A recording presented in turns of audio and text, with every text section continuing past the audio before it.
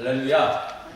예, 우리가 지난주에 은혜를 더하게 하려고 우리가 죄를 더 지을 수 있느냐? 없다 말씀드렸습니다. 왜냐하면 믿음으로 구원받은 자는 그리스도와 함께 죽고 동시에 그리스도와 함께 부활한 자다. 다른 말로 유람선과 같이 생각해서, 그죠? 오늘 누가 왔나? 뭐 무슨 일 없나? 오늘 찬양은 뭔가? 뭐 이와 같이, 예? 뭐 유람선과 같이 그냥 뭐 이렇게 훑어보고 그런 공동체가 아니라는 겁니다. 교회는 잃어버린 한 영혼을 더 구하기 위해서 구주손과 같아야 된다라는 것이죠. 많은 사람들이 죽어가고 있는데 그 중에 누군가가 손을 흔들면 빨리 가서 그를 건져내기 위해 교회가 존재하는 이유라는 것이죠. 그런 생각을 하게 되면 우리 인생이 그렇게 마냥 느긋하지만은 않다라는 것이죠. 사도 바울이 로마에 있는 교회를 향해서 이런 장문의 편지를 쓰는 까닭은 신앙의 본질을 알려주기 위함인 겁니다. 신앙생활은 교회에서 나온 교인들이 서로 느긋하게 친교하면서 좋은 시간을 함께 보내기 위함이 아니라는 거죠. 도대체 내 몸은 어디에 속한 것이냐? 누구의 것이냐? 예수를 믿기 전에는 내 몸을 누구에게 주었다가 지금은 누구에게 내 몸을 내주고 있느냐? 이런 날카로운 질문을 하고 있는 겁니다. 그래서 12절에 그러므로 너희는 죄가 너희 죽을 몸을 지배하지 못하게 하여 몸의 사욕에 순종하지 말고 우리는 그리스도와 함께 죽고 그리스도와 함께 살았고 부활 생명을 얻었다는 거죠. 그러면 우리의 육신은 더 이상 죄에 속하여 살아가거나 죄의 지배를 받으며 살아가서는 안 된다 말씀하고 있습니다. 죄를 통제하지 못하면 우리의 몸의 안에 있는 본능, 이 소욕, 욕심이 튀어나올 수밖에 없다라는 거죠. 이 몸의 욕심이, 욕망이 튀어나오면 우리의 본능, 욕심이 이끄는 대로 불법을 행할 수밖에 없다라는 겁니다. 우리는 항상 내가 내 자신을 지배하고 있다고 착각하고 있습니다. 우리는 우리의 머리카락 한 올도 휘거나 검게 하지 못하잖아요. 그러면서 내가 나를 지배하고 통제하고 살고 있다고 착각하는 겁니다.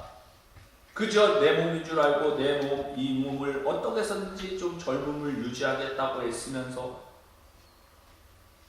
그래도 날마다 속절없이 늙어가고 기력이 쇠하고 결국엔 땅에 묻히는 존재가 우리 아닙니까? 근데 우리가 뭘 통제합니까? 이와 같은 연약함을 가지고 죄된 욕망의 충동에 끌려다니며 살아가던 것이 구원받기 전의 모습이라는 겁니다. 갈라디아서 5장 19절에서 21절에 보면요, 구원받기 전에 우리 육체 가운데 있었던 그 행한 일, 소욕에 대해서 15가지가 기록되어 있습니다. 갈라디아서 5장 19절에서 21절인데요. 육체의 일은 분명하니 곧 뭐래요? 음행과 더러운 것과 호색과 우상 숭배와 주술과 원수 맺는 것과 분쟁과 시기와 분냄과 당짓는 것과 분열함과 이단과 투기와 술취함과 방탕함과 또 그와 같은 것들이라. 전에 너에게 경계한 것 같이 경계하노니 이런 일을 하는 자들은 하나님의 나라를 유업으로 받지 못할 것이요 말씀하고 있습니다. 구원받기 전에 우리의 삶을 내어드리며 살아가는 그런 삶의 태도를 보면 육체의 일이 가득하다는 거예요. 음행, 더러운 것, 호색, 우상 숭배, 주술, 원수 맺는 것, 분쟁, 시기, 분냄, 당짓는 것, 분열함, 이단, 투기, 술 취함, 방탕함, 그와 같은 것들이라. 이 15가지가 우리가 구원받기 전에 삶의 모습의 태도라는 겁니다. 육신을 가지고 기껏 한다는 것이 이런 일에 빠져서 살아간다라는 거죠. 그러므로 우리가 구원받았다. 우리가 이제 십자가의 그 죽음이 바로 나의 죽음인 것이죠. 그렇게 되면 더 이상 이런 욕망과 욕정에 나를 먹잇감처럼 던져주지 않을 것이라는 거죠. 그래서 오늘 본문 13절에 보면요. 또한 너의 지체를 불의의 무기로 죄에게 내주지 말고 오직 너희 자신을 죽은 자 가운데서 다시 살아난 자 같이 하나님께 드리며 너희 지체를 의의 무기로 하나님께 드리라. 사도 바울이 참 묘한 비유를 하고 있습니다. 우리 몸을 무기로 표현합니다. 몸을 무기에 비유한다는 것은 우리의 인생을 살아가는 데 있어서 전쟁을 내포하고 있는 거죠. 전쟁 중이니까 우리의 몸을 무기로 사용하고 있다는 거죠. 어느 쪽 진영에 속해서 우리의 몸을 무기로 쓰느냐, 결국 인생은 알고 보면 어디에 속하느냐라는 문제인 것을 알게 됩니다. 영적인 중간 지대는 없다는 것이죠. 아무 쪽에도 속하지 않았다라고 말할 수도 없는 겁니다. 흰색 아니면 검은색인 겁니다. 좀 덜 검냐, 아주 검냐, 이 차이지 아주 휘지 않으면 다 검은 쪽이라는 겁니다. 그런데 우리는 이 회색 지대를 너무나 크고 넓게 만들어서 누구나 이 회색 지대를 좋아하는 것처럼 그렇게 만들어 놨지만 영적으로는 그렇지 않다는 겁니다. 내가 나의 몸을 지금 어디에 내주고 있느냐, 나의 진영에 속한 곳이 어디냐, 이게 너무나 뚜렷한 결과라는 거죠.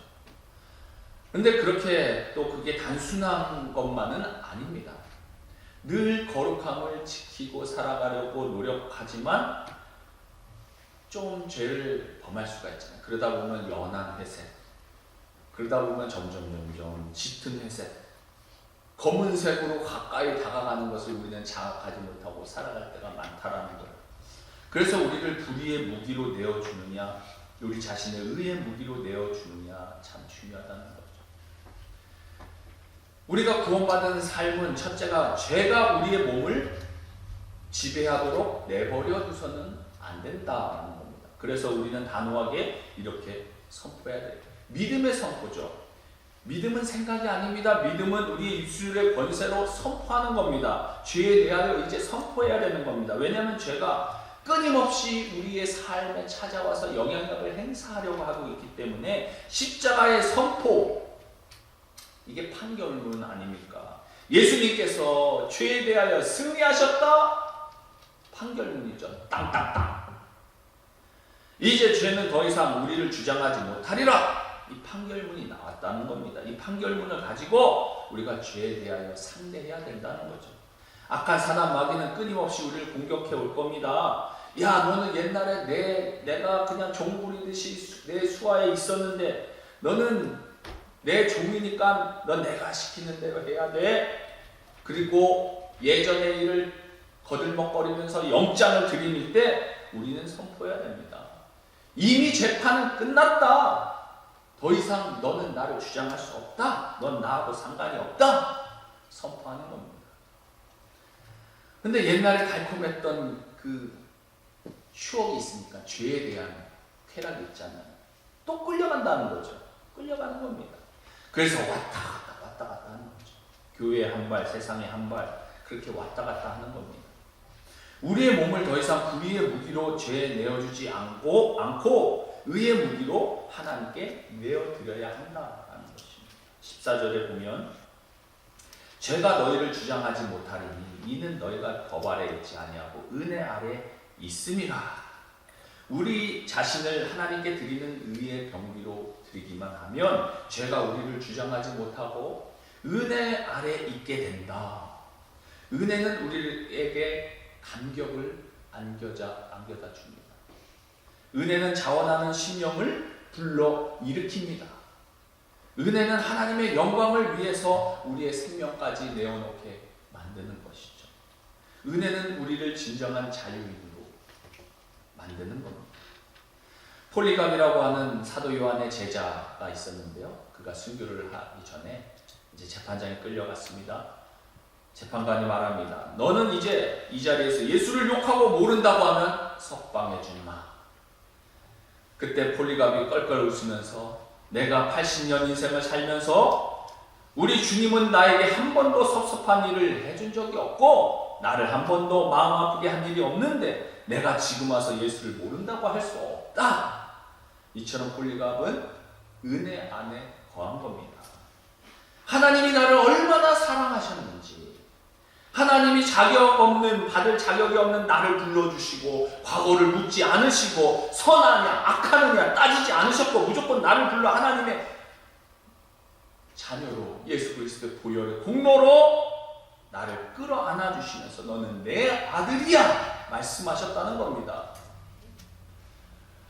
그리고는 지금까지 가끔 넘어질 때도 있고 못된 짓 할 때도 있었지만 주님은 나를 포기하지 아니하셨다는 겁니다. 나를 섭섭하게 하지 아니하셨고 나를 위로해 주신 주님이라는 겁니다. 그 주님을 어떻게 배반하냐는 거예요. 이게 은혜 아래 거하는 겁니다. 이러한 은혜가 있을 때 우리는 세상에 살지만 세상에 속한 자로 살지 않을 수 있게 된다라는 것이죠.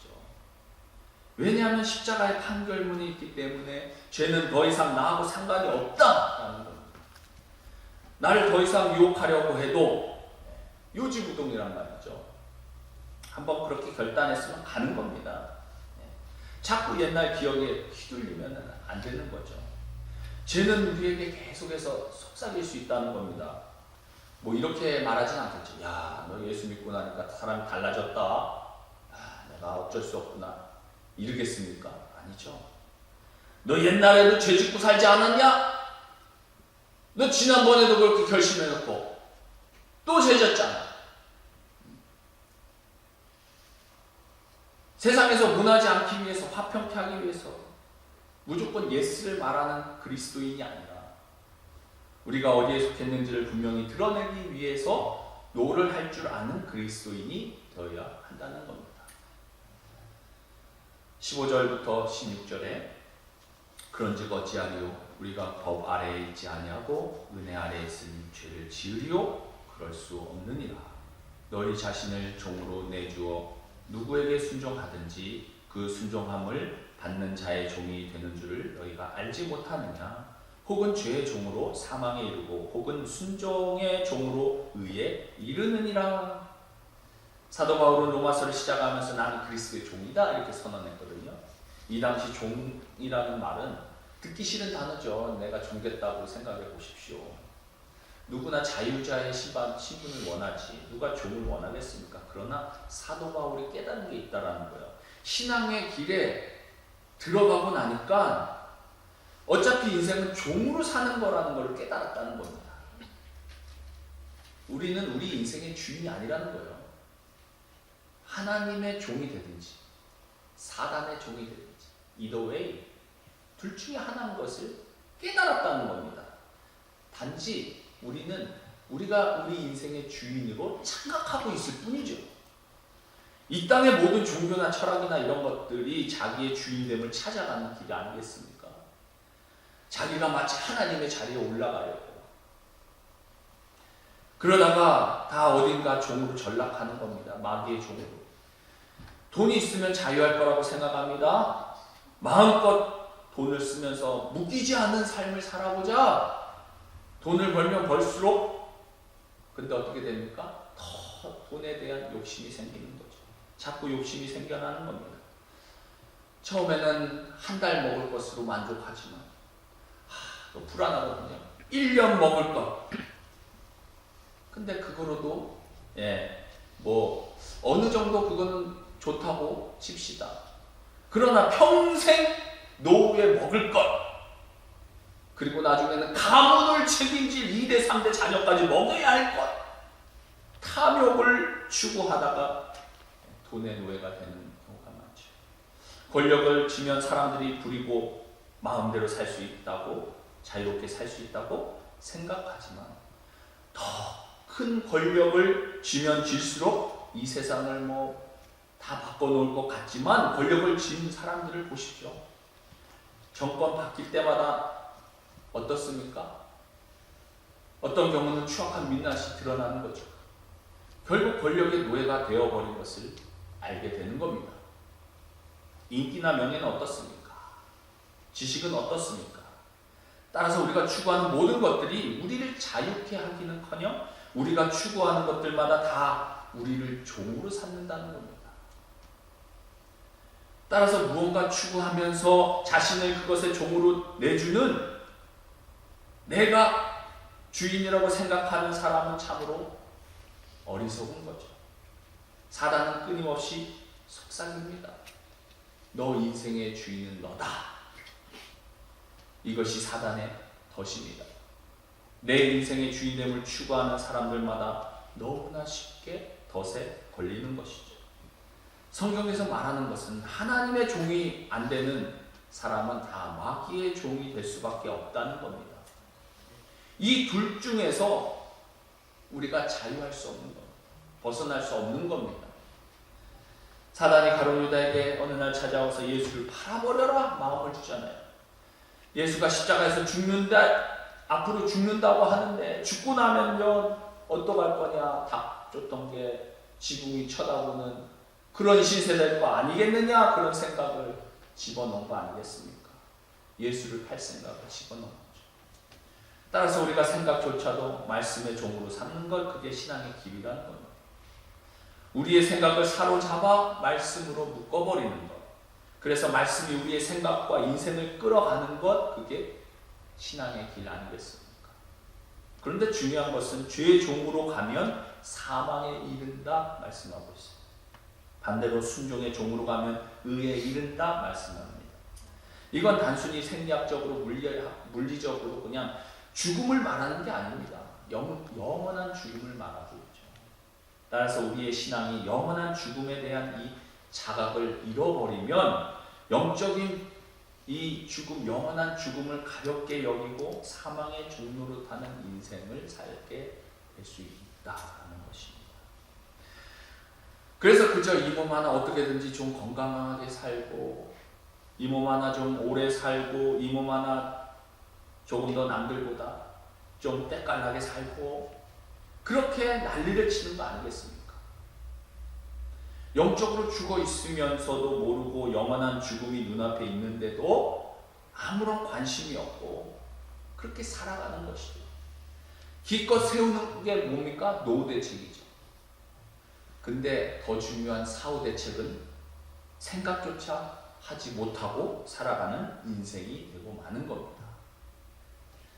17절 19절에 하나님께 감사하리로다. 너희가 본래 죄의 종이더니 너희에게 전하여 준 바 교훈의 본을 마음으로 순종하여 죄로부터 해방되어 의에게 종이 되었느니라. 너희 육신이 연약함으로 내가 사람의 예대로 말하노니 전에 너희가 너희 지체를 부정과 불법에 내주어 불법에 이른 것 같이 이제는 너희 지체를 의에게 종으로 내주어 거룩함에 이르라. 우리가 왜 하나님의 종이 되어야 하는가? 왜 우리가 구원받아야 하는가? 왜 우리가 의에 순종함으로 생명에 이르러야 되느냐?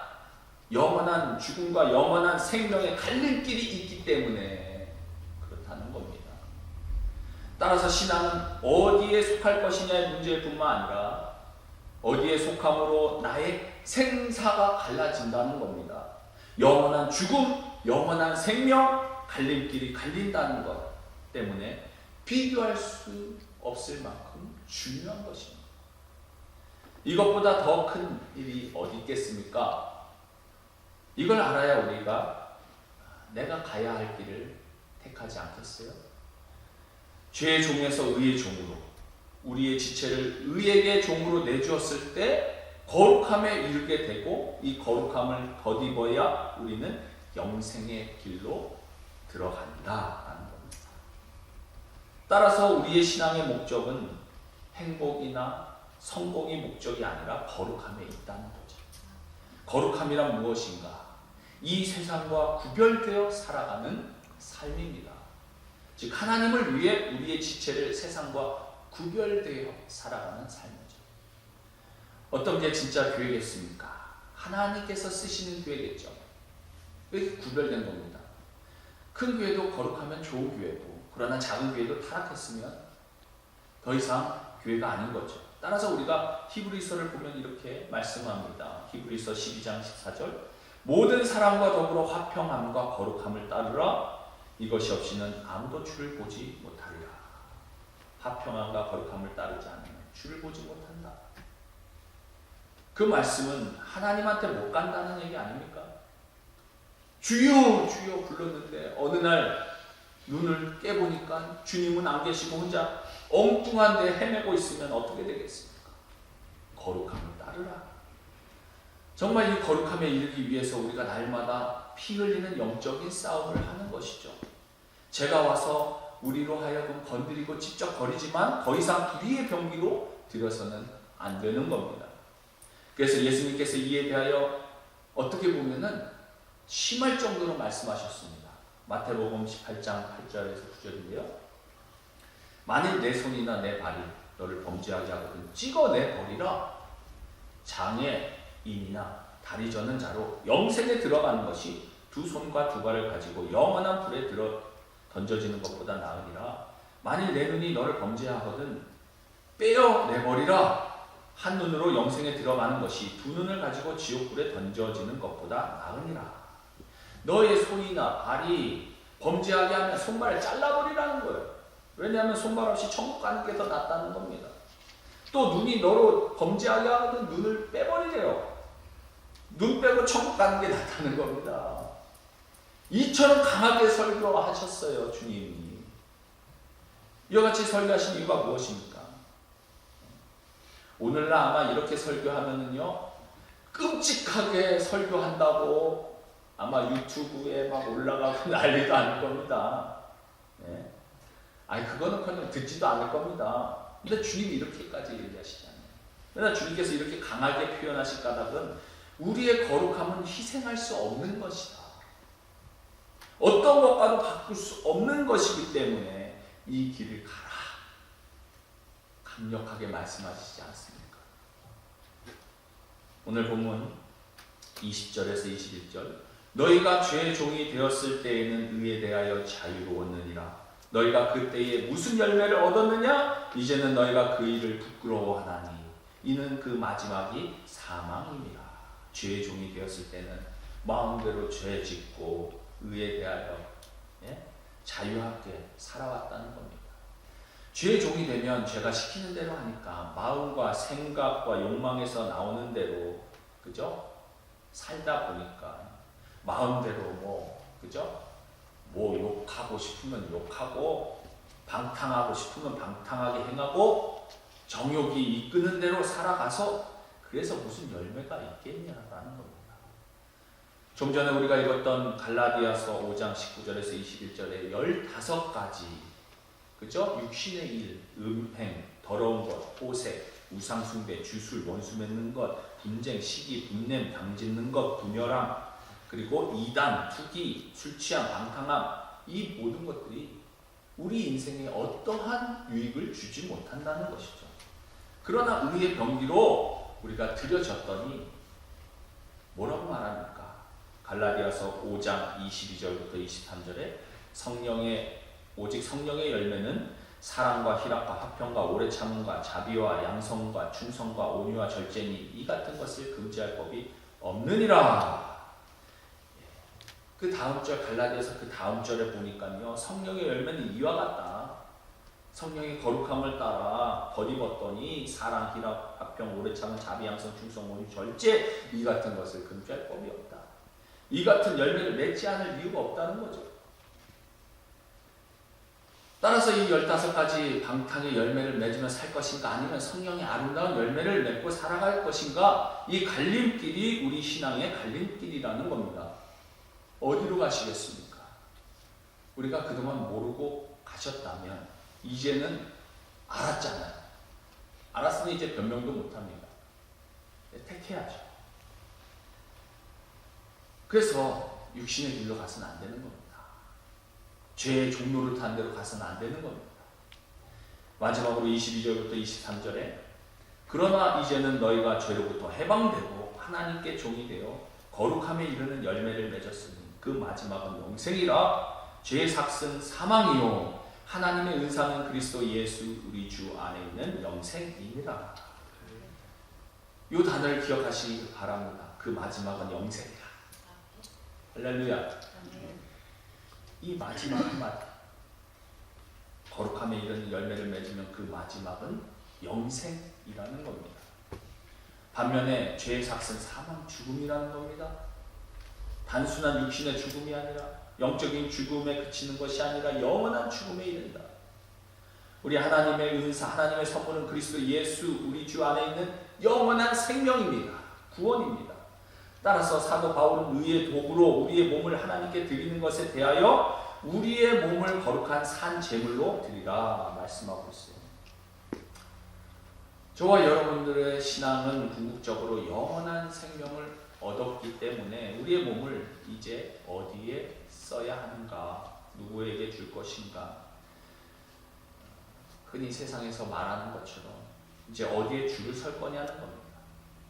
세상 사람들은 맛집을 보면은요, 맛집 앞에서 줄을 섭니다. 권력 있는 사람한테 줄 서고요, 돈 있는 사람한테 줄 서지만 우리는 그런 데 서는 것이 아니라는 겁니다. 왜냐하면 우리는 우리의 몸을 거룩한 곳 의의 병기로 드리기로 결정했기 때문이죠. 오늘날 정치적으로 경제적으로 너무나 혼란한 시대입니다. 이런 시대에 어떻게 하면 재테크를 해야 하는가, 참 막 여러 유튜브나 뭐 경제적인 프로그램 뭐 난립니다. 무슨 주식에 줄 서야 되냐, 어떤 부동산에 줄 서야 되냐, 금괴에 줄을 서야 되냐 말아야 되냐, 노심초사입니다. 노후를 위해 여러분들이 관심 갖는 것은 좋은 것입니다. 그러나 우리의 영원한 생명을 주는 거룩함에 대해 관심을 놓쳐서는 안 되는 것입니다. 오늘도 우리에게 허락한 자리에서 하나님의 자녀로 하나님의 거룩한 영광을 드러내시는 저와 여러분들 다 되시기를 주님의 이름으로 축원드립니다. 기도하겠습니다.